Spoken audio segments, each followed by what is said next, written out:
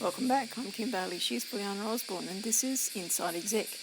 This week we have part 3 of our discussion with Rob Fahey, the General Manager from the Holiday Inn Express Hotel in Newcastle, Australia. And we're going to look and talk about Rob's views on the perhaps permanent changes that may occur in the hospitality industry as businesses begin to look to recovery after the coronavirus pandemic of 2020. So in terms of what the changes that you've had to make because of the restrictions, is there anything that you will continue to do that you've learned or that you've done that you wouldn't have thought about that you will continue to do when everything's back to what will be normal, the new normal? Yeah, I think it has forced a lot of businesses to reassess the normal, or reassess the ways of working, and everyone's looking for efficiencies. We've been forced into that. I guess to answer your question, there will be things around food and beverage that I don't think would go back to our pre-COVID days. And I think because the guest expectations have changed as well. Yep. So, we, as an example, so for dinner, we used to offer the full menu of, the burgers, pizzas, schnitzels, etc. So now it's very much outsourced. Deliveroo and all that sort of stuff. Look, that may change again, but I think in the short term that will remain. And it's almost become not so much an expectation, but it's accepted, I guess, from a guest perspective. This is the new world we live in. Delivery is fine. I'll just order my food in rather than go down and grab a meal at the restaurant. So I think that will probably remain as is. I really do hope the buffet brekkie will come back in some way, shape or form in the near future, and won't be back to what it used to be, but it'll be a heavily regulated or an assisted buffet. But I'm confident we'll see at some point, or hopeful that we'll see at some point, something that we used to offer, and because that was a huge draw card for us, and something we'd love to be able to offer as well. All right. Well, if we look at the broader industry as a whole, what do you think that the hospitality industry will look like in 10 years' time? 10 years, look, I think it'll take a while to bounce back to where it was. And as a whole, I think, cafes, the smaller cafes have really borne the brunt of the coronavirus pandemic. And going back to them having to reinvent themselves, and as an example there was a cafe in town that, obviously we could only offer takeaways at some point during the early days of the pandemic. And there was a story that they did that and then actually realised that was more profitable or more efficient to do that rather than have the doors open. So I guess then the question when they were able to get people back and sit in the restaurant, there was that question, well, actually, do I even want to, or do I need to? So I think there'll be a lot of cafes or a lot of businesses evolving and not going back to how they were previously. So in 10 years' time, we might find they've stayed the same. So 9 years later, they've stayed doing takeaways or not going back to their traditional ways pre-COVID. I think there'll be a lot of automation. So just in our industry, particularly in hotels, there's a lot of robots, being thrown around and for cleaning or delivering room service or even the check-in process, right? There's a lot of automation, I think, that's being looked at. And it was being looked at prior to the pandemic, but it might have been, I guess, forced to accelerate the thinking around that. So that may be something that'll change in the next 10 years. There's a bit more automation and less interaction with people. Do you see in terms of the hotels, do you see a move towards more standardised room sizes or hotels sizes as a whole? Not necessarily. I think there's always the need. It depends. There's hotels in Japan are really small pod sort of hotels, or almost, like the airport hotels, it's like just a place to sleep. So I guess there's a need for that in certain markets, but I think there's also a need for full service hotels. I think it's really heavily dependent on the market. But I know there's hotels that are going up that have got no food and beverage whatsoever. So it's just very much a room. You've got everything you need, and there's restaurants down the road. So I guess there's that way of thinking. Then why do I need to build a restaurant into my hotel or a food and beverage outlet? We can just build it specifically for a certain purpose, and then everything else can be outsourced and bought in. It's interesting. I think there'll be a mix.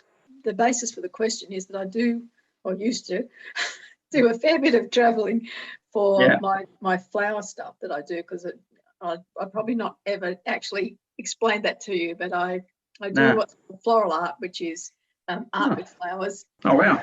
It's around the world, basically. But Wow. what I find when I travel in regional Australia is that often the accommodation is taken up by transient workers. And I just wondered whether there was a move towards having places that were geared to that rather than the business traveller or the holiday maker or the airport stay, whatever else it is. Yeah, and that's a fair argument. I guess though, what we've got to be careful of is not. We need to be quite diverse as well. So if we rely too heavily on one segmentation, then there is that risk of becoming unstuck if something were to happen. So as an example, with this pandemic, if you were very much a corporate hotel and nothing else, and all of a sudden your main form of custom or income it's disappeared. So I think it's really important to maintain that diversity and have a few fingers in different pies to ensure you're well covered.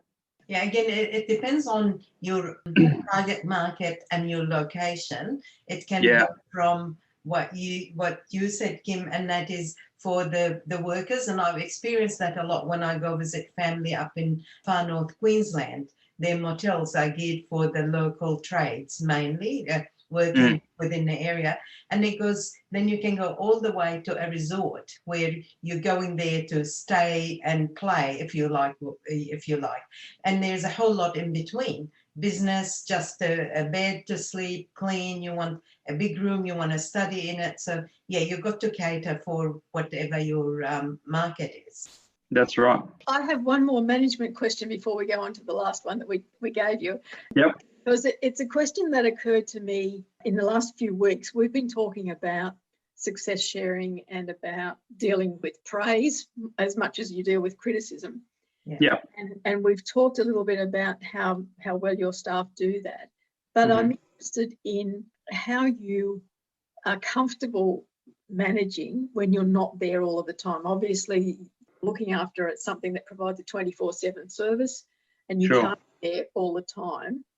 I know from my own experience that with, I worked management hours, but the service was a much wider hourly range. And so I mixed and matched my hours so that I could see what people were doing at different times. But that's easy to say when it's not 24/7. Yeah. So how do you convince yourself that it's all okay, that it's running okay? Yeah, look, it depends on, and again, coming back to the people, I'm very fortunate with the leadership team that I have in place that, I can leave the hotel with full confidence that if anything were to happen, then it'll be handled well. And of course, I'm only a phone call away as well. And our team have got quite an open, communication channel that if there was anything they were unsure on, they could, of course, call myself or Amy, the assistant hotel manager at any time. And it's happened 3 or 4 in the morning, that's fine. What I do is encourage them though to always back themselves, make a decision based on their gut and what they feel is the right one. But I've always also encourage if they're unsure to always give me a call. But I'm all for trying to empower people to back their own judgment because more often than not it's the right call. So it really comes down to having that trust in the people, in my duty managers and people that are running the hotel. And again, very fortunate that they're competent and confident in doing so. All right. Well, we've come to the last question. Yeah. And so that's the one where we want you to think about if we were having this conversation in 12 months' time, what would you like to have looked back on and say that you were really pleased that you had achieved? Yeah, look, there's probably a few things, I suppose, to be measured. You could look at the people side, the financial side, and the guest experience side. So if we break that down, I'd love in 12 months' time to still be here with the same core team. Everyone's still happy and engaged because it's been a tough 6 months for everyone. So I think in 12 months, if we can consolidate out all the hard work that we've done over the past 6 months and 3 months, getting the hotel reopened, and really capitalising on all that hard work and enjoying those results in 12 months' time, that'll make me very happy camper. There've been talk around, the market not getting back to pre-COVID numbers and, 2 to 3, I've even heard 5 years in the hospitality sector or accommodation sector. So in 12 months' time, I'd like to think that we'd be well on the way to be doing that. And I think, and even recent results for us, it's been quite good, quite positive. So I'd love to see that momentum continue with all the hard work that we're doing and be able to reflect in 12 months on a really positive story there.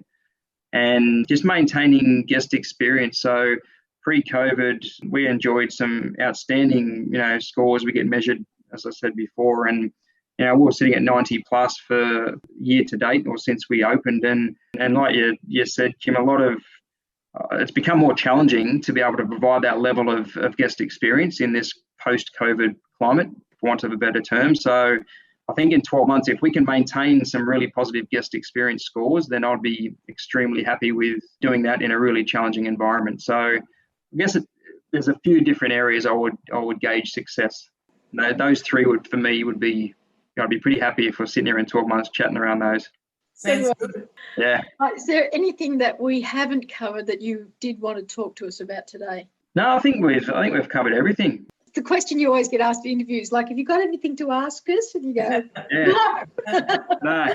And then I'll shut the laptop and then I'll think of a few, but that's all right. But no, nothing comes to mind at the moment. Well, Rob, thank you so much for this time. I know it's a big chunk out of the day for you, but we really do appreciate it. Welcome. Yeah, Rob, thank you so much for your time and for your You're insights. welcome. And I very much look forward to coming up and spending at least one night up at your hotel. Absolutely. There you have it, our final discussion with Rob Fahey, General Manager of the Holiday Inn Express Hotel in Newcastle, Australia.